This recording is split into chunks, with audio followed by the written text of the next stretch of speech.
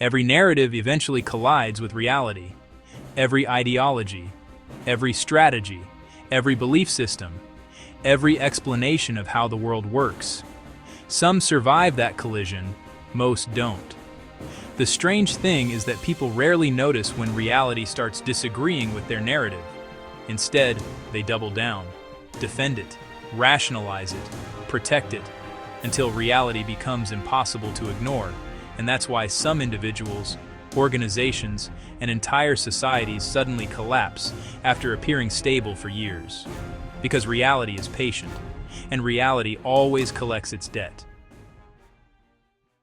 A narrative is more than a story.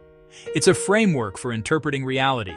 It tells us what matters, who is right, who is wrong, what causes success, what causes failure, what we should fear, what we should trust. Without narratives, the world becomes overwhelming.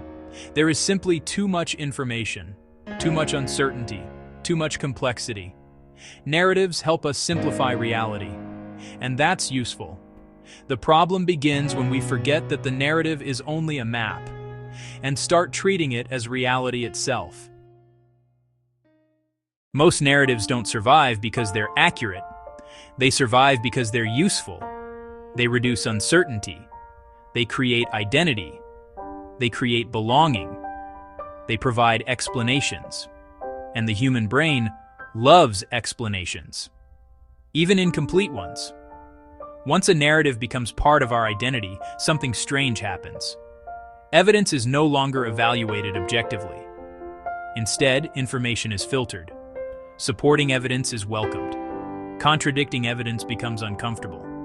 Eventually, people stop updating their understanding, not because they're irrational, because the narrative has become part of who they are. Questioning it begins to feel like questioning themselves.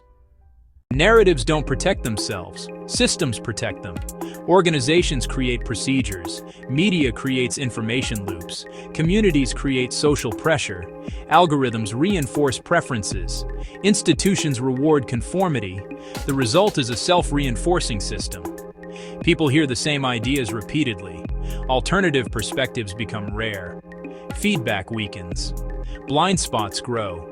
Everyone inside the system feels increasingly certain, even when the system is becoming increasingly disconnected from reality. This is why some organizations become blind, why some governments become ineffective, why some movements become extreme, and why intelligent people can become trapped inside false realities. The problem isn't intelligence. The problem is feedback. Reality rarely destroys narratives all at once. It starts with small signals. Predictions fail. Results disappoint. Unexpected events occur. Things stop working the way they're supposed to. At first, these signals are ignored, then explained away, then blamed on external factors, then rationalized. The narrative survives each contradiction for a while. But every contradiction creates tension, and eventually that tension becomes impossible to contain. This is where many people expect change, but often the opposite happens.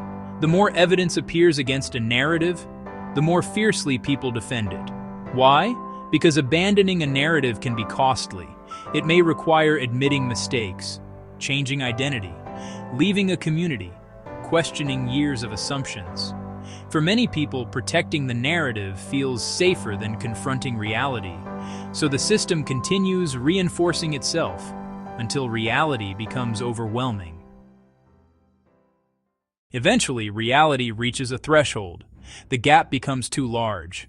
The predictions fail too often. The outcomes become impossible to ignore. The organization loses relevance.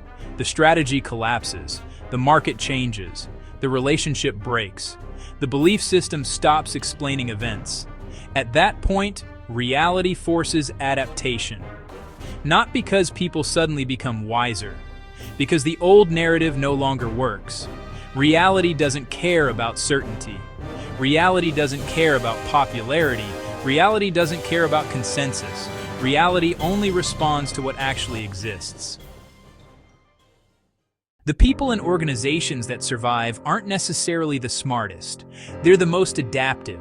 They treat narratives as tools, not identities. They remain curious.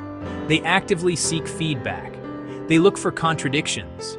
They expect blind spots. They assume they might be wrong. And because they're willing to update their understanding, reality becomes a teacher rather than an enemy. Adaptation becomes possible. Growth becomes possible. Learning becomes possible. Every narrative eventually meets reality. Some evolve. Some break. Some collapse completely. The question is not whether your narrative contains blind spots. Every narrative does. The real question is, can you recognize them before reality forces the lesson upon you? Because the greatest danger isn't being wrong. The greatest danger is becoming so attached to a narrative that you stop listening to reality itself. And when that happens, reality eventually wins.